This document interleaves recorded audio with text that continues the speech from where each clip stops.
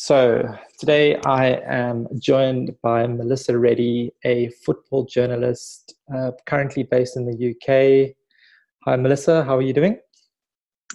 I'm as well as can be in the circumstances. I think a lot of us are quite fortunate that we're able to have a comfortable lockdown, which is not obviously the same scenario for everyone around the world.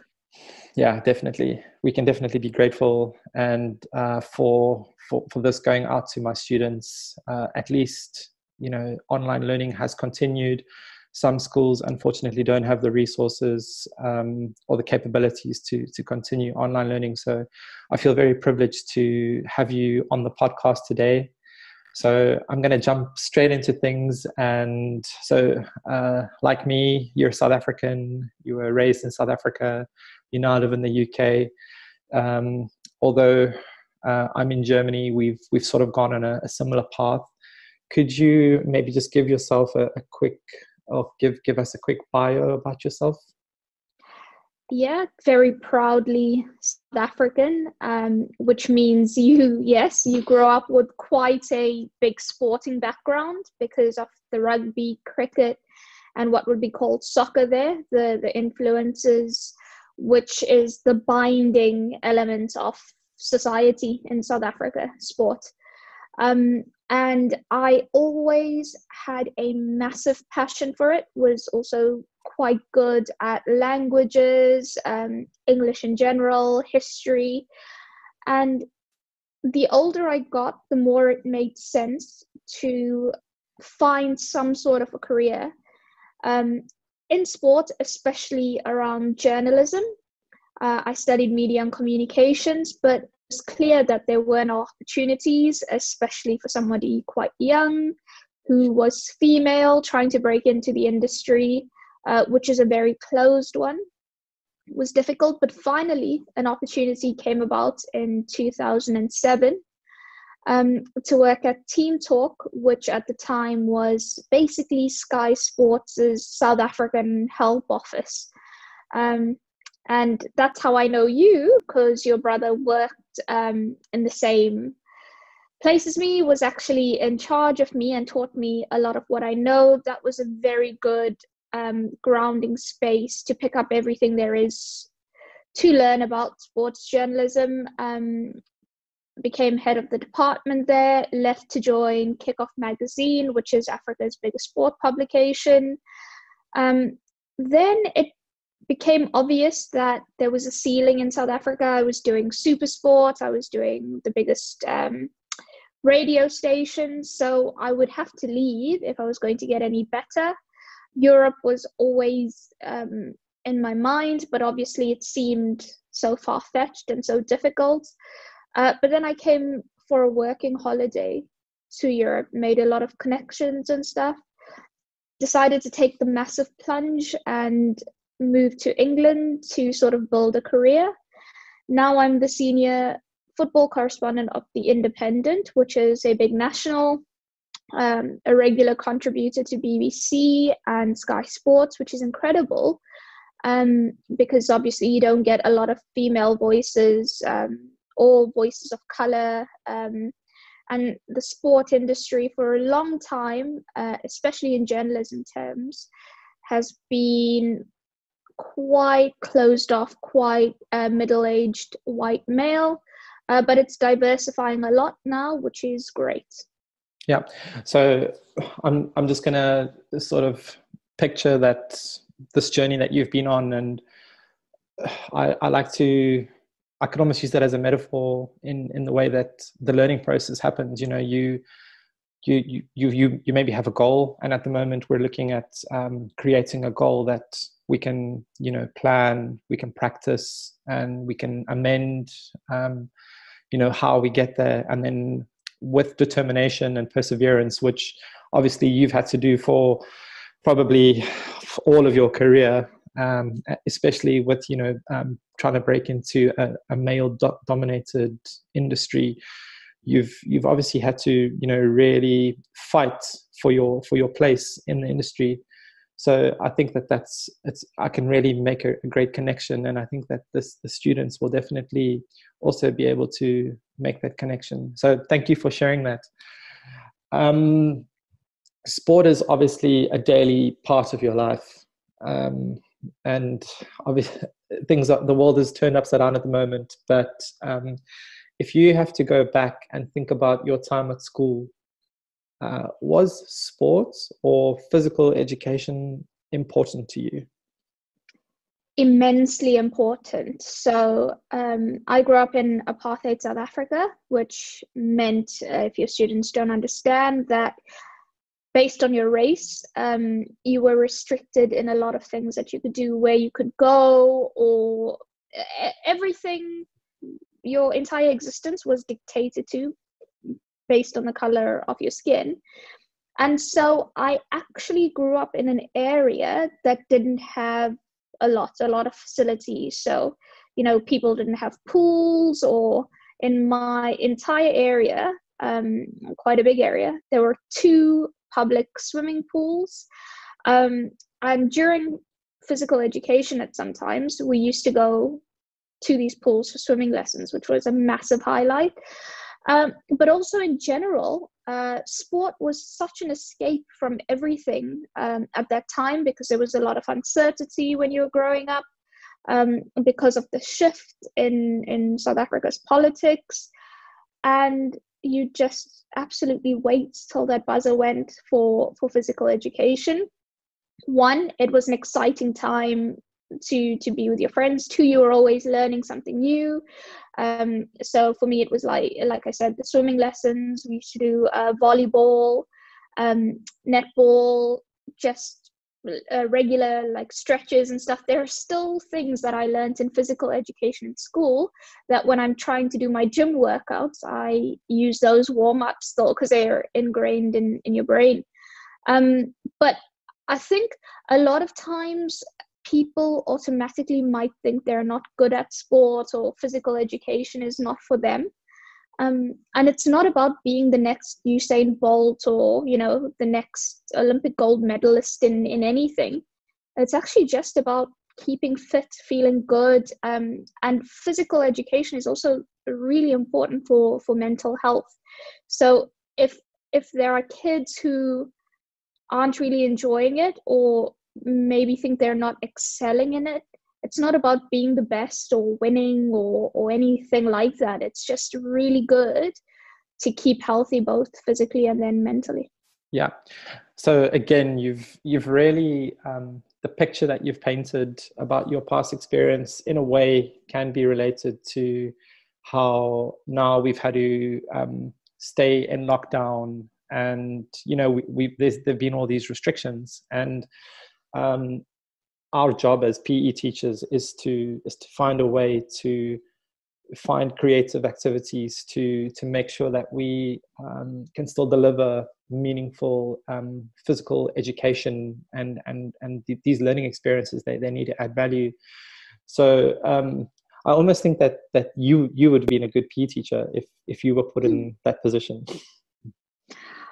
I'd like to think I would be, because I am quite creative, and I've had to actually, stimulate myself and keep myself fit in an apartment, which is always fun, because everything gets turned into equipment. Your chairs, your couch becomes exercise equipment. And to be honest, I've seen a lot of football players who have mansions and all the equipment in the world, still turning to household items. So I've seen them do weights with sort of, the washing powder for the washing machine, those heavy bags. I've seen big bags of rice being power lifted. I think a lot of the population around the world have morphed into physical education teachers. Well, I mean, one thing that you highlighted, which is so important in today's society, even beyond this pandemic that we're sort of living through, is mental health. And I try and speak to my children quite openly about it, and I talk to them about dealing with pressure, dealing with stress, and some questions might come up later about that as well. And you know, obviously with the lockdown and the restrictions and you know, the social aspect of sports as well, unless you are playing in an individual sport, you know, a lot of people join sports clubs just to have that social connection. So it definitely is a challenging time. So my next question was going to be talking about your memories, but you've obviously highlighted them quite clearly. Do you remember any of your teachers? I do remember a lot of my teachers, and it's regardless, I think, of how far you get in life. And, you know, I'm now a continent away from where I grew up, and my career has gone probably wilder than anyone that I went to school with has expected. Yet there are always times I'd go back and think, about Mr. Clay, my history teacher, Mr. Muketsi. And sometimes it's hard to, especially, you know, in terms of primary school, to remember the exact names, but the imagery of them is so vivid, advice is so vivid, when you got scolded at is so vivid still. But I had to do a documentary, or I had to write about a documentary. We all got asked, what's your favorite sports documentary? I chose OJ's Made in America. It's all about the OJ Simpson trial and the build up around it.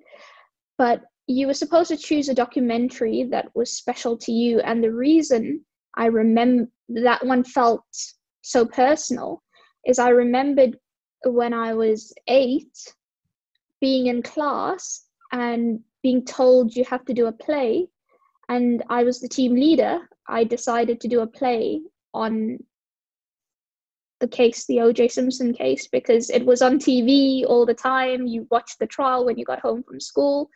But as I was up about this documentary, I could remember being in my classroom doing that play. So to all your students, if they think they can escape school, it doesn't matter how much older or whatever you get, your memories of school will always be there.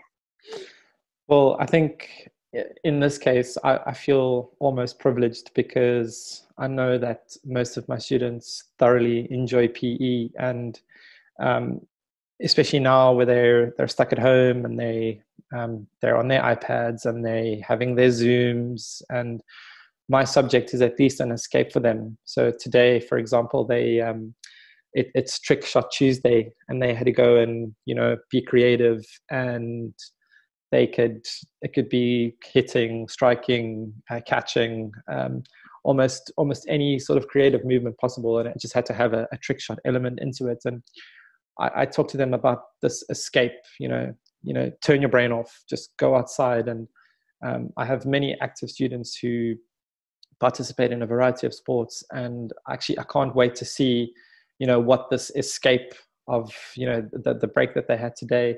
So I'm really looking forward to seeing what they can come up with. My next question is about advice. You mentioned something briefly.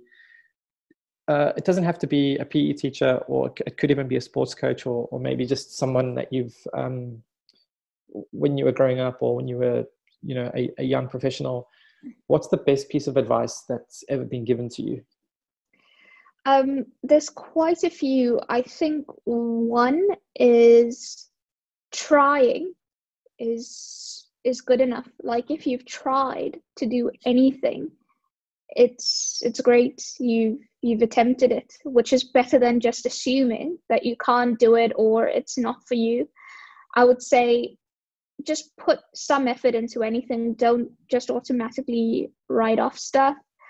I think the other one is also, especially if you want to pursue a career in sport, which I think some of your students might have that goal, you have to block out noise. And by what I mean by noise is opinions and criticisms. And in the world of sport, you are a target to be shot at, whether you're a football player on the pitch, whether you're a gymnast, no matter the sporting code, or even if you're a journalist. People will not agree with you because sport is so passionate and it's emotional and often it's irrational. So learn to block out the noise and focus on the people who know you best, who understand your journey, and who are going to give you constructive criticism, not just criticism because, you know, you're on Twitter and you want to abuse people. But yeah, that's also been very important. And I would think the other one is be resilient, because I didn't one day wake up, decide I want to be a football journalist and things just, you know, automatically happen for me. I had to do a lot of odds and ends jobs before I got my first opportunity. I then had to every day prove, because I was female, that I belonged and that I earned respect. And that actually never stops. I always have to prove myself. So be resilient, because your big chance is not going to come at the first time of asking, or even the second or third. And you have to, there will be setbacks, a lot of them.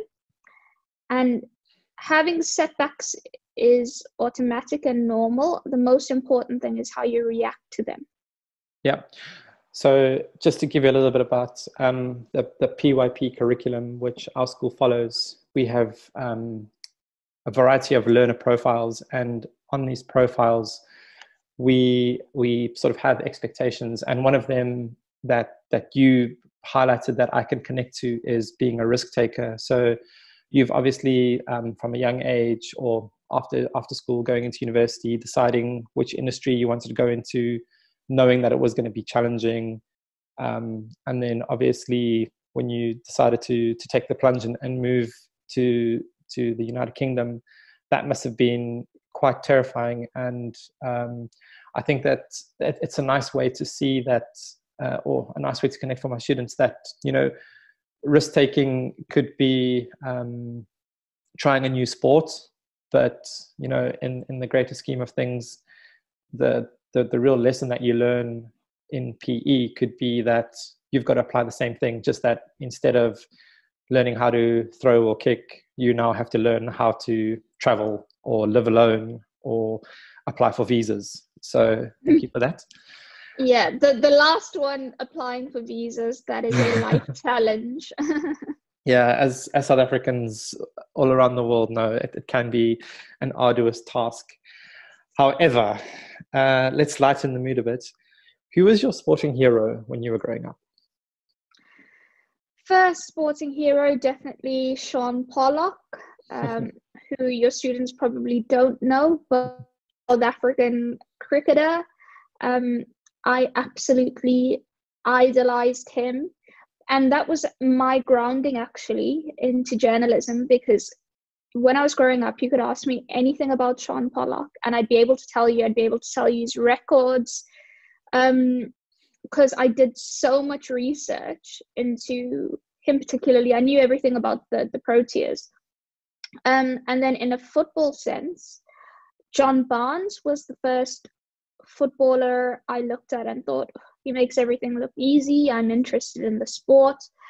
And then as you progress through and become a little older, and Steven Gerrard, what I found was his career and my growth sort of intertwined. So I could map out the Champions League win in 2005 to being in university. There's a lot of my career and his career sort of intertwined, or life in general. So the interesting thing is I've worked with pretty much everyone I idolized, apart from Sean Pollock.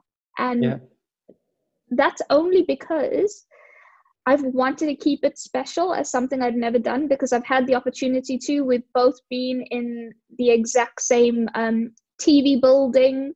It's very easy for me to say, to Graham Smith, for example, who's another former fellow cricketer, that, oh, can you put me in touch with Sean Pollock? It's a very easy thing to sort, but I don't want to sort it because it's kind of like having this childhood dream that just stays a dream, because I've worked with Steven Gerrard, I've worked with John Barnes, I've even been around Diego Maradona at the World Cup in 2010. So Paolo Maldini, like legends that seem so far-fetched, just became part of my job.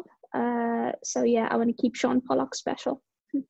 Yeah, I think that's very unique. And when I was a youngster, Sean Pollock was the captain of the South African cricket team. So, you know, not only was he a leader and he led by example, but he was also one of the most successful bowlers of his era. So that's a very cool hero to have. Talking about Steven Gerrard and Mr. Barnes, obviously they are still currently involved in football, and that actually it rolls into my next question. When you decided to pursue journalism, did you ever think that you would end up covering football for millions of people all around the world? And then the follow-up question, you know, what is it actually like when you are surrounded by World Cup winners, Champions League gold medalists, other, you know, footballers who've graced the world's greatest stage?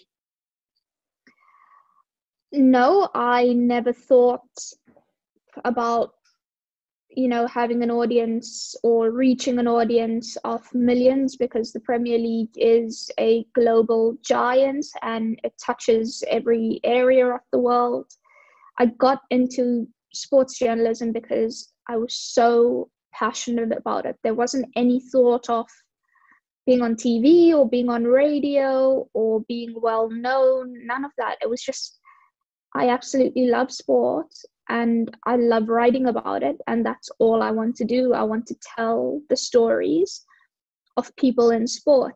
And I think that's important, because I think these days that's not the case, because now it's so prominent that people want to do it for the fame reasons, which is not the right way to get into it.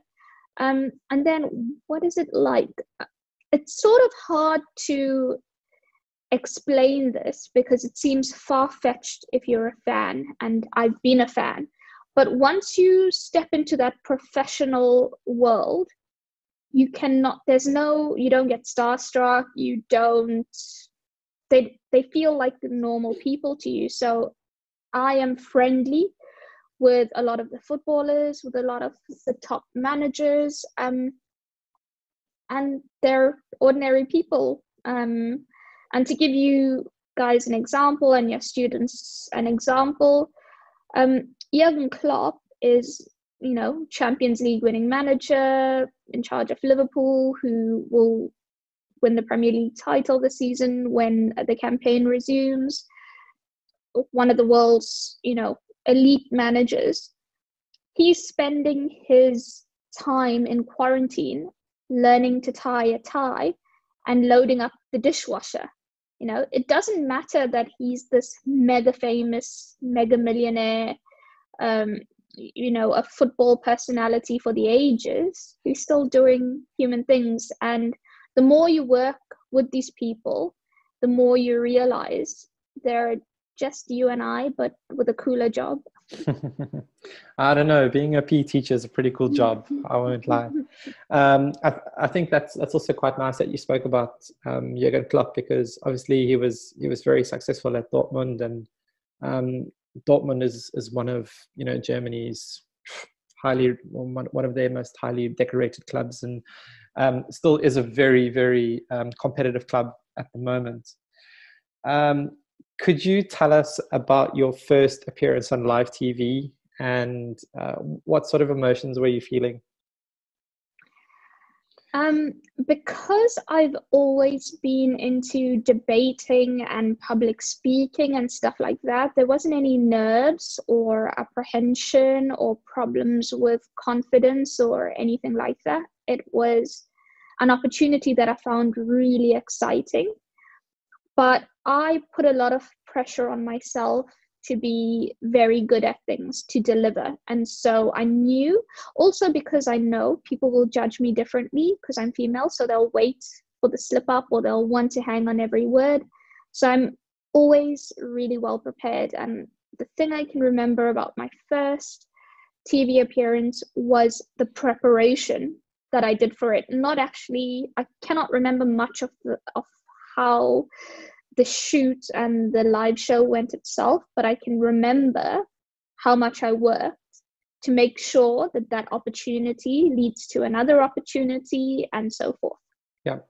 So I just want to, maybe this isn't only related to PE or to sports, but you spoke about how people are very quick to criticize or to badmouth you if you say something wrong, or if you don't know what you're talking about, if you don't know your expertise. So it does happen sometimes, and it happens all around the world where, so I teach grade 1 and to grade 5, and the grade 5s are now slowly entering middle school and, the early stages of high school. And it is amazing that although that you are a very professional woman in your industry, you still also, receive abuse, get told how you should do your job. You get told how other people can do things better. And I mean, unfortunately, we do see this in school sometimes. And, you said something about being resilient. You spoke about not listening to the noise. And I think that, obviously my students aren't on the world stage, but for you, has it ever gotten you down? Has anyone ever said something that you've really had to make sure that you didn't get too emotional about it and you just continued focusing on your job? I've got a very thick skin, which unfortunately you have to have if you want to succeed, especially as a young female that's foreign, that's of color in the industry. But no matter how much praise you get and how much positivity that you are filled with, unfortunately, it's the people that are very negative. And when I say that, I mean they're being highly sexist, highly racist, very mean about everything in general. That sort of lingers a lot longer than the praise because of how vicious it is. Mm-hmm. I don't let it get to me, or I don't take it to heart, because like I said, I only care about the comments of people who actually know me, know my journey, know how hard I work. But I will say that it does every so often have some sort of impact, whether it's not a major one. You still think to yourself, why would any human think of speaking to another human like that? Mm-hmm. But the thing is that they wouldn't actually speak to another human like that. It's just anonymous bullying and trolling. Yep. Yeah, exactly. So let's move on to something more positive. A large part of your job requires you to travel. It means you could be in different cities. You could be overnighting, going from your home to hotel after hotel. Being in studios, maybe being at football pitches, maybe meeting managers in private meeting locations. How do you manage stress and performance under pressure? And how do you make sure that you keep a healthy balance in between? It's a very good question, and sometimes it's quite difficult to do. I remember just before this pandemic hit, I'd covered 4 games in 6 days. And it was actually, no, 6 games in 7 days. And it was all in different areas. So it was Manchester, Madrid, London, Liverpool, Madrid again. So you're in that bubble where you're basically just working and sleeping. and in between you're trying to fit in eating healthy, even though sometimes games you finish work at like 2 a.m. You're trying as much as possible to sleep for as long as possible. In terms of managing stress, I find there are small little things that help me. I like to get in a zone, so whether that's listening to music that's going to make me zone out and just focus on the task I've got at hand. The other thing I try and do is walk regularly, especially when I'm away, because I find that just going outside and getting that dose of fresh air can relieve a lot of the tension and stuff you're feeling, can make your mind feel engaged again. And I try as much as possible, if I'm in a state of feeling like the pressure's getting to me, just breathing, relaxing, remembering I'm really good at this, or it's okay, it's not the end of the world if it's not done in the next 10 minutes, just relax a bit. And I think we can all be kinder to ourselves. I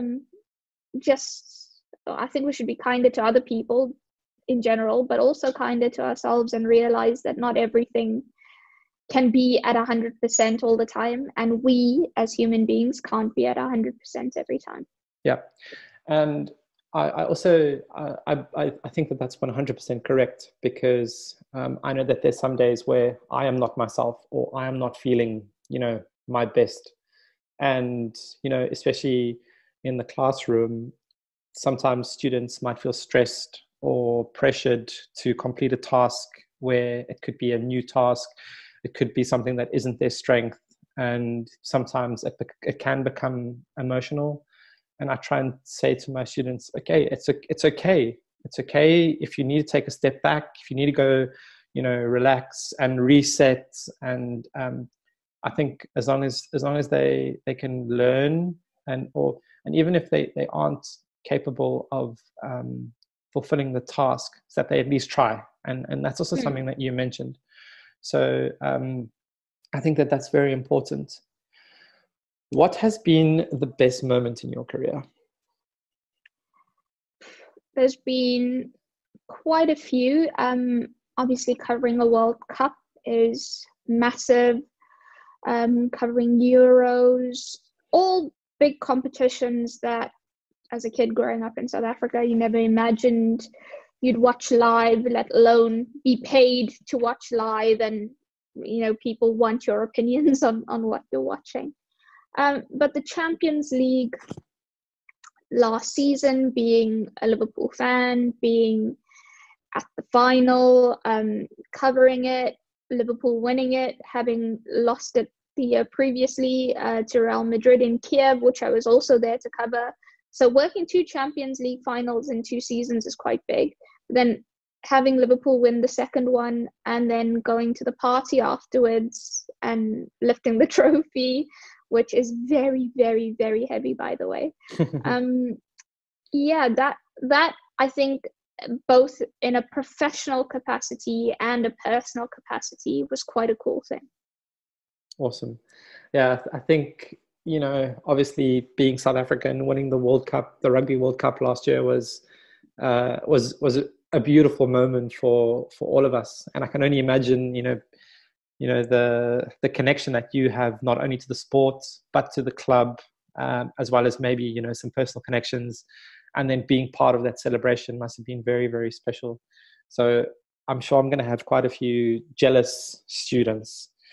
So before we end off, I would just like to ask you, what words of advice would you have for, any young students or any young athletes, and even if we want to make it more specific, anyone who would like to work in the sports journalism industry?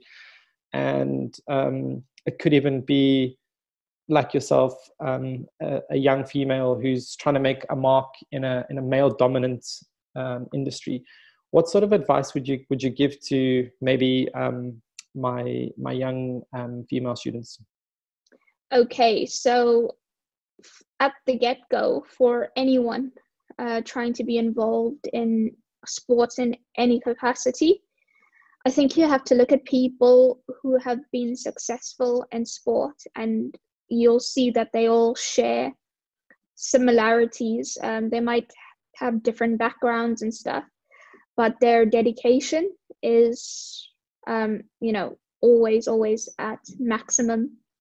Their sacrifices, you can never be successful in anything or get anywhere if you're not willing to make sacrifices, whether that's being uncomfortable by moving to a new city, or being uncomfortable by changing what sport you do. And I don't know if your students know Wade van Niekerk, who's the 400-meter world record holder. He's also South African, but he used to do 100-meter and 200-meter sprints and was moved to 400 meters, and initially was like, why are they doing this to me? And now he's a world champion at it. So you always have to sacrifice. You have to be able to adjust, keep an open mind. We spoke about resilience. We spoke about not listening to the noise. And then in particular, to your female students who either want to work in the industry of journalism or sport in any capacity, whether it's sport marketing, whether it's being a sport person themselves, I would say that people underestimate how strong females are. Females are incredibly powerful people. And I think the only reason it's sometimes it's made so hard for us is because people are scared of how powerful females actually are. So believe in your power, harness your power, make sure you have a strong knowledge base in whichever way you want to go career-wise. And even if other people don't want to back you, back yourself, because that is a very, very strong tool to have, self-belief. Yeah, just a lot of words that really resonate with my philosophy on teaching, as well as just my philosophy, my life philosophy. We do connect the United Nations global goals to our curriculum, and gender equality is one of the big ones that the grade fives actually do focus on. So I think that it's beautifully put, and I'm really glad that you were able to touch on it.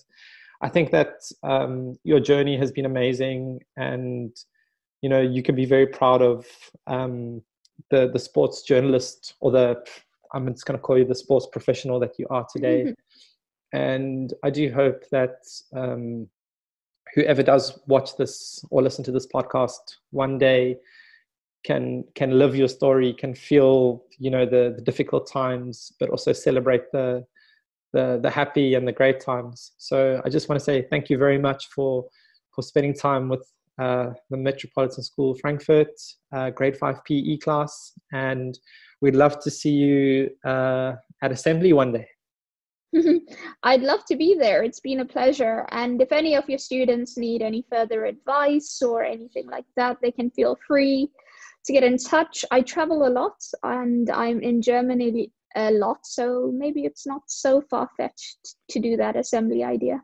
Sounds amazing. So just one final thank you. Thank you very much, and we'll talk soon.